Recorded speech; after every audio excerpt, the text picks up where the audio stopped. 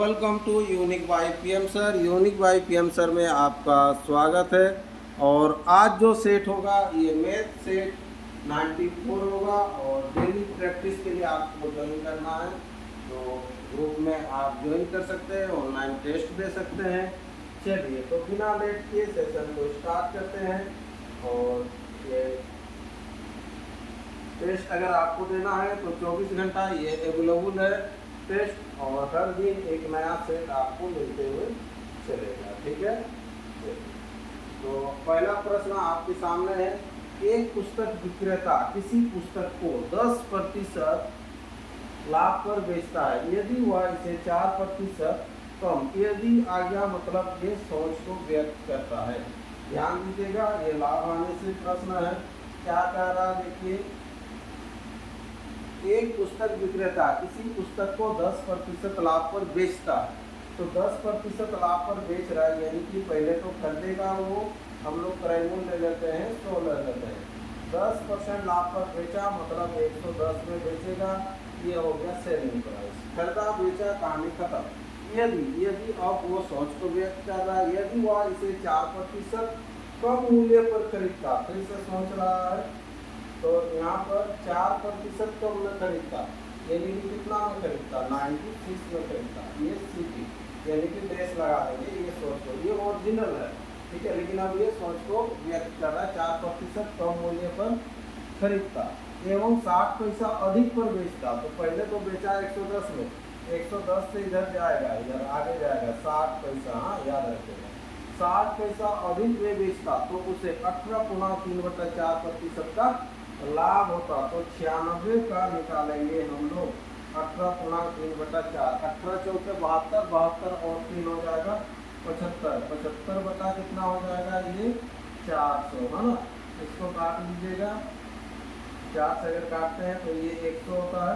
4 गुना 8 और 4 चौके ये 16, ये हो जाएगा 3, ये हो जाएगा 4, 25 से काटेंगे ये 6 दिया हो जाएगा कितना, ये 18 जोड़ दीजिएगा, 96 में 18 जोड़िएगा। ठीक है, कितना हो जाएगा, 6 से 12 तेरे 14, 114 हो जाएगा। तो इधर देख लो डिफरेंस, इधर डिफरेंस कितना का हो रहा है, 4 का। इधर डिफरेंस कितना का है, 7 पैसा में है, ये 4 है, 4 के बराबर 7 पैसा। तो कितने रुपये में खरीदी गई, पुस्तक विक्रेता ने कितने में खरीदा था, 100। तो 100 के बराबर निकाल लेंगे। यहाँ पर देखिए, तो 4 होने से यहाँ पर कितना हो जाएगा, ये 15, 100 के बराबर निकल जाएगा कितना, ये 1500, 1500 ये पैसा। पैसा को जब रुपया में चेंज कीजिएगा तो आपको जानना है 15 रुपया हो जाएगा। ऑप्शन डी इसका राइट आंसर हो जाएगा। ठीक है, चलिए नेक्स्ट अगला प्रश्न रहेगा आपके सामने, क्वेश्चन नंबर 2।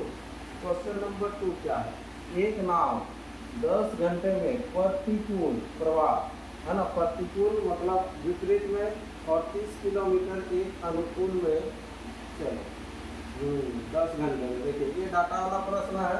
ठीक है, एक होता है अनुकूल, दूसरा नाव धारा से है, दूसरा हो जाएगा ये प्रतिकूल। ठीक है, तो यहाँ पर ध्यान दीजिएगा कि अनुकूल में जो है ये 44 किलोमीटर और प्रतिकूल में जो है 30 किलोमीटर। तो प्रतिकूल ये विपरीत वाला ये 30 किलोमीटर और इधर हो जाएगा ये 44 किलोमीटर। 44 किलोमीटर जाता है और 30 किलोमीटर रिटर्न आता है, तो समय लगता है 10 घंटा। ये 10 घंटा का समय लगता है। ठीक है, ये समय हो गया, हाँ, जाने का चाल, आने का चाल, और ये समय को हम लोग बांटते हैं। क्या करते हैं, समय को ऐसे 2 टुकड़ा कीजिएगा, आपके आधार पर ये 2 टुकड़ा समय को करना है, ये प्रॉपर कटना चाहिए। तो मान लीजिए कि इधर जाने में आपको 4 घंटा लग रहा है, आने में 6 घंटा, 6 4 10 हो गया, ऐसे भी कर सकते हैं। देखिए ऐसे भी सोच सकते हैं 5 5 होगा, ये भी सोच सकते हैं 6 4 होगा। लेकिन 6 4 करेंगे तो ये 6 से ये करना चाहिए, 4 से ये करना चाहिए। तो 5 से देखिए ये कर रहा है लेकिन ये नहीं कर रहा, तो इस तरह से करना चाहिए। तो आपको सटीक कौन सा दिखाई दे रहा है, ये 4 और 6। तो 4 और 6 मतलब जाने में 4 घंटा लगता है, तो यानी कि 4 कितना लगेगा, 44 बट्टा ये समय 4 घंटा, यानी कि 11 किलोमीटर प्रति घंटा। रिटर्न आने का चाल कितना लगेगा, 5 किलोमीटर प्रति घंटा। समझ में आ रहा है कि नहीं ये चीज़। देखिए जाने का चाल 11 किलोमीटर प्रति घंटा कैसे आया, ये 4 को बैठाएंगे 4, 44 को 4 से भाग दीजिएगा 11, 30 को 6 से, 4 बराबर होता है दूरी बटा समय। ठीक है, ये दोनों आपको नहीं लेना है। हाँ चलिए ये हो गया। अब फिर और एक स्टेप दिया रहता, वही नाव प्रतिकूल प्रवाह में 55 किलोमीटर, प्रतिकूल प्रवाह में आ जाइए 55 किलोमीटर। हाँ ये 55 किलोमीटर और दूरी तय करने में 13 घंटा लगता है, ये 13 घंटा लगता है, 13 घंटा। यहाँ से हम लोग तोड़ के इसको प्रूव करते हैं और एक चाल देना चाहिए आपको, 13 घंटा लगता है। यहाँ और एक चाल दिया रहता है, नहीं दिया ना, प्रश्न में ही ये मिस्टेक है। तो ठीक है, अगर नहीं भी दिया तो इसको निकाल लेंगे। 5 होने से ये हो जाएगा आपको 11 घंटा होगा। कितना होगा? 11 घंटा। यही चाल को यूज करना है। 55 को 5 से भाग दीजिएगा तो 11 है ना। ये टाइप में बहुत सारा क्वेश्चन करा दिए हैं नामधारा का टाइप रेटिंग, तो सेम ये क्वेश्चन भी आपको शायद मिल भी जाएगा। हाँ चलिए, ये 55 2 घंटा बच गया, 2 घंटा बचा, मतलब ये 2 और 11, ये 22 किलोमीटर होगा। हाँ 22 किलोमीटर, यहाँ छूट गया, 22 किलोमीटर होना चाहिए धारा के दिशा में। 22 किलोमीटर होता तब ना वही चाल से हम लोग जाते हैं 11 किलोमीटर प्रति घंटा, तो 2 घंटा लगता है। 2 घंटा 11 घंटा यानी कि 13 घंटा ये आ जाता है आपको। ठीक है, तो धारा का दिशा में चाल हो जाता है कितना? x plus Y, X plus Y equal to हो जाएगा 11 और x minus Y equal to हो जाएगा कितना? 5। तो पूछा क्या है? शांत जल में नाव की चाल, x का मान निकालना, वाई कटा, 2x बराबर हो जाएगा कितना? 16 और x बराबर कितना हो जाएगा? ये 8 किलोमीटर प्रति घंटा रहेगा ऑप्शन। ठीक है, चलिए ऑप्शन सी ये राइट आंसर करना चाहिए। ठीक है, ये मिला था क्वेश्चन लेकिन मिस्टेक था। अगर आप लोग छोड़ भी दिए हैं टेस्ट में तो कोई दिक्कत नहीं है, ये ऑप्शन कर देंगे है ना, उसके आधार पर ये कॉपी चेक हो जाएगा। अगला प्रश्न है आपके सामने, एक चुनाव में केवल 2 उम्मीदवार थे। ठीक है, एक चुनाव में, चुनाव का सीजन भी आ गया, देख लो, एक चुनाव में केवल 2 उम्मीदवार थे। अब क्या होता है कि जिसे 43% मत प्राप्त किया वो दूसरा उम्मीदवार से हार गया होगा। सिंपल सा बात है। 43 2 जब है तो एक जन अगर 43 ला रहा है तो दूसरा तो ज़्यादा ही रहेगा। ठीक है, तो यहाँ पर 420 मतों से पराजित हो गया बोल रहा है। ठीक है, तो ये अगर 43 लाया तो दूसरा कितना लाएगा? ये 57 लाएगा। तो कितना से हार रहा है ये देख लो। तो कितना से हार रहा है? 14 से हार रहा है। कितना से हार रहा है? ये 14 से हार गया। 14 के बराबर दिया हुआ है 420 दिया हुआ है। तो बोल रहा है मतदान में कितने मत डाले गए? 100 के बराबर कितना हो जाएगा? ठीक है, चलो 14 तिया ये आगे और ये कितना हो जाएगा? ये 3000 आंसर आपके सामने होगा। ऑप्शन डी ये राइट आंसर है। अगला प्रश्न है क्वेश्चन नंबर 4। यदि ये चीज दिया हुआ है, ये तो इक्वेशन में ही आपको सॉल्व करना है, इतना इतना के बराबर। तो एक्स वाई का मान क्या है देखते हैं। ये 0.5x प्लस दिया हुआ है कितना? 0.7y, 0.7y इक्वल टू दिया हुआ है 0.7। एक है इक्वेशन। दूसरा क्या है? 0.3x plus 0.5y equal to 0.5। हाँ, यहाँ से इक्वेशन से भी बना सकते हैं या फिर ऑप्शन का सहारा लेके भी आप लोग ट्राई कर सकते हैं, है ना। चलिए, तो यहाँ पर x और y का मान निकालना, तो सबसे पहले किसी का भी मान निकाल लेते हैं। अगर मान लीजिए x का मान निकालना है तो y को हटाना है। y को हटाने के लिए इसको आपको गुना करना पड़ेगा, 5 से गुना करेंगे, इसको गुना करना पड़ेगा कितना से? 7 से। जस्ट इसका अल्टरनेट ये पूरा जो गुना हो जाएगा 5 × 25, 1 से पहले पॉइंट लगेगा ये होगा, और 7 × 35 1 से पहले लगेगा, और इधर हो जाएगा कितना? 5 × 20 हो जाएगा, 7 × 35 और 2 37, 2 से पहले लगेगा, इतना हो जाएगा। ठीक है, ये कितना हो जाएगा? 7 किया 21, ये हो गया 7 × 35 सेम आ गया, ये 7 × यहाँ पर हो जाएगा 35, 3.5। ठीक है, चलिए अब यहाँ पर क्या करेंगे? घटाएंगे। घटाने से क्या होगा? चिन्ह बदल जाएगा, ये कट जाएगा। हाँ, ये कट जाएगा। तो यहाँ पर कितना हो जाएगा? 0.4x इक्वल टू आ जाएगा, इधर हो जाएगा ये 0.5 0 है ना। तो 0.20 होने से x बराबर हो जाएगा 0.20 बाई 0.4, ये पॉइंट हटाइएगा तो चला जाएगा ऊपर 10, इसको हटाइएगा तो नीचे आ जाएगा 100, ये 2 0 कटा है इससे। देखिए 2/4 यानी कि 0.5। हाँ चलिए 0.5 दिख रहा है x का मान, तो ऊपर x 0.7 0.6 है। देखिए ठीक, इसी को कर लीजिए और पूरा सॉल्व नहीं करना, फिर इक्वेशन 1 में y का फिर मान बैठा के निकालना पड़ेगा। ऐसे जब एक ही जो आपको मिल जाएगा सुविधा तो क्यों और करेगा। चलिए नहीं है ना, जब नोट करना तो कर सकते हैं। एक होज की तली में एक छिद्र है, यदि होज में छिद्र नहीं होता तो होज 9 घंटे में भर जाता। ठीक है, परंतु छिद्र होने के कारण उसे भरने में 1 घंटा अधिक समय लगता है। देखिए अगर छिद्र नहीं रहता, केवल भरने वाला ही रहता तो ए जो है 9 घंटा में भर देता है, लेकिन तली में छेद होने के कारण यानी कि ए और बी दोनों तो काम कर रहा है, लेकिन ए से पानी निकलते जा रहा है, बी जो है वो छिद्र वाला है, बी जो है छिद्र वाला, तो 1 घंटा अधिक लगता है, मतलब 10 लगेगा। इसका एलसीएम ले लीजिएगा, सिंपल में लेते हैं 90, यहाँ पर हो जाएगा 10 और ये 9 हो जाएगा। तो आपको पूछ रहा है, क्या पूछा जा रहा है, बोला यदि होज पूरा भरा हो तो छिद्र उसे कितने समय में खाली कर देगा, यानी कि बी का मान आपको निकालना है ना। तो बी का मान निकालना है, तो यहाँ पर देखिए ए का क्षमता 10 है और यहाँ पर ए माइनस बी दोनों का क्षमता मिलाने से 9 आ रहा, मतलब ए का 10 है, 10 में से बी घटाना यानी कि क्षमता कितना 1 होगा, बी का क्षमता कितना होगा 1, ये घटा दीजिएगा तो ये कर भी जाएगा। इसे अगर करना तो प्रोसेस में तो यहाँ बी बराबर ये कितना हो जाएगा 90, तो बी जो हो जाएगा ये 90 आवर्स में है, तो ये 90 आवर्स उसे कितने समय में खाली कर देगा ना। ठीक है, छिद्र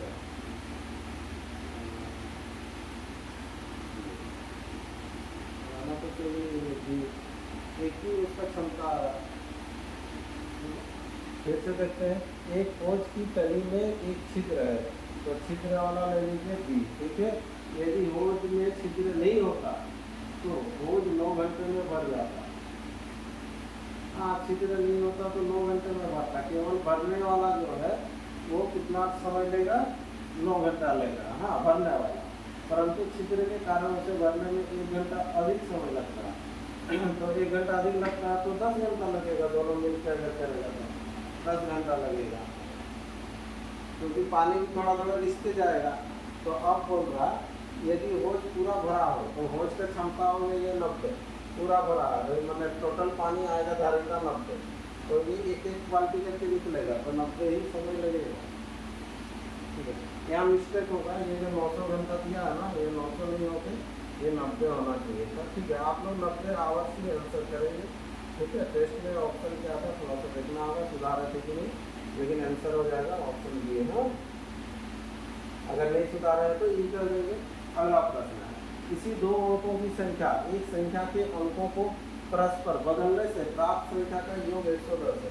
तो यहाँ जो प्राप्त संख्या का योग 110 होना चाहिए बदलने के बाद, तो संख्या ज्ञात कीजिए जबकि उसके अंकों का अंतर 4 है। ऑप्शन का सारा नहीं, अंकों का अंतर यहाँ तो 5 हो गया, ये तो हो गई नहीं, ये 4 है 4 है 4, अब बदल दीजिए तो ये 73 है 37 हो जाएगा, 7 10 10 110 ये आ रहा है, यही आंसर हो जाएगा ऑप्शन बी। ठीक है, चलिए ऑप्शन बी ये राइट आंसर है।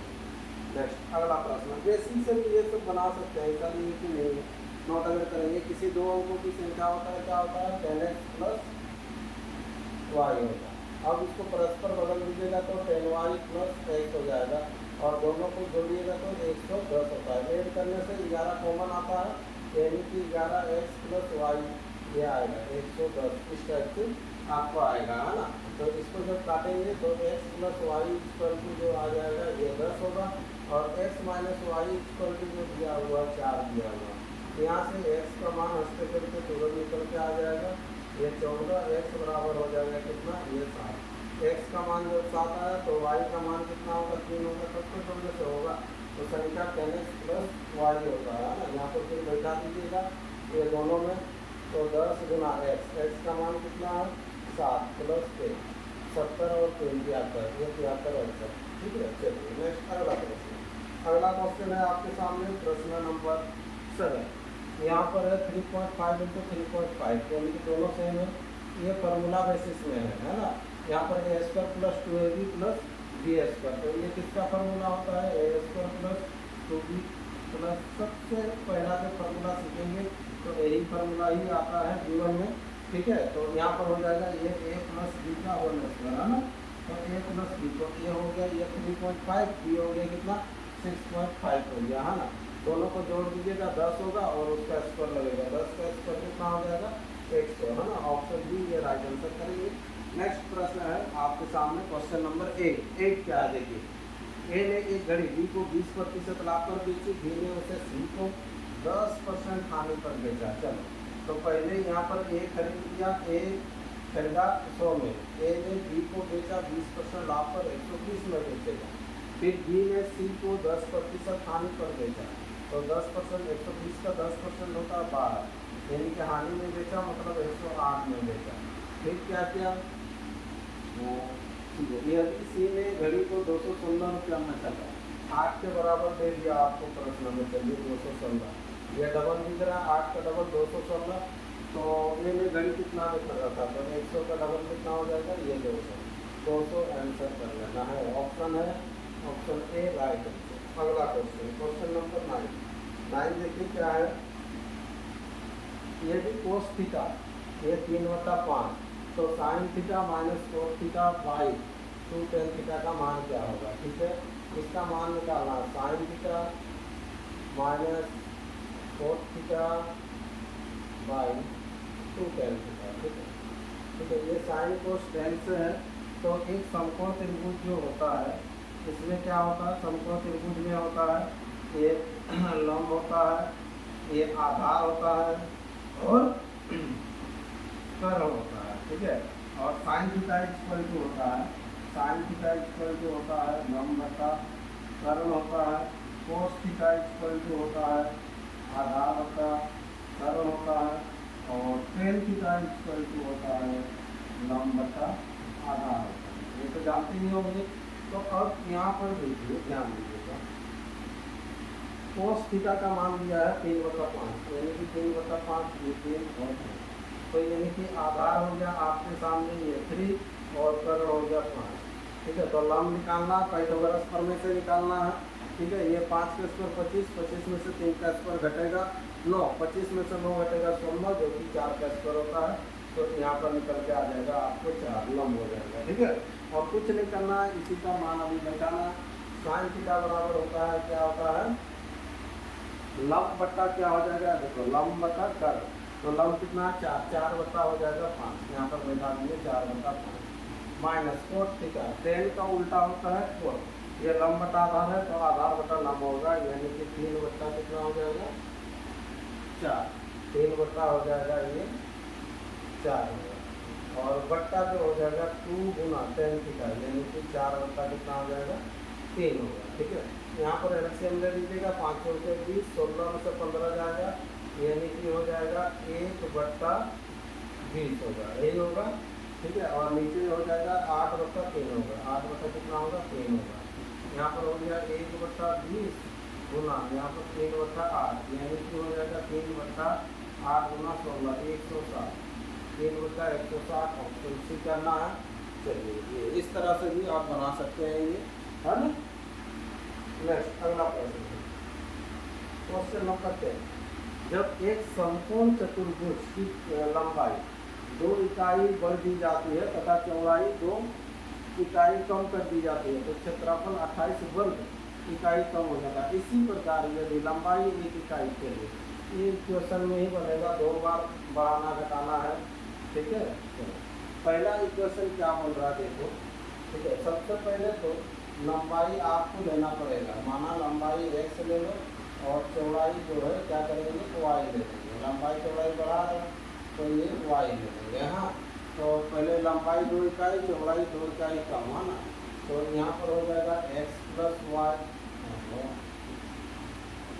ये हो जाएगा x प्लस 2, है ना, 2 इकाई बढ़ा रहा है x प्लस 2, है ना लंबाई, और चौड़ाई 2 कम कर रहा है y माइनस 2, है ना।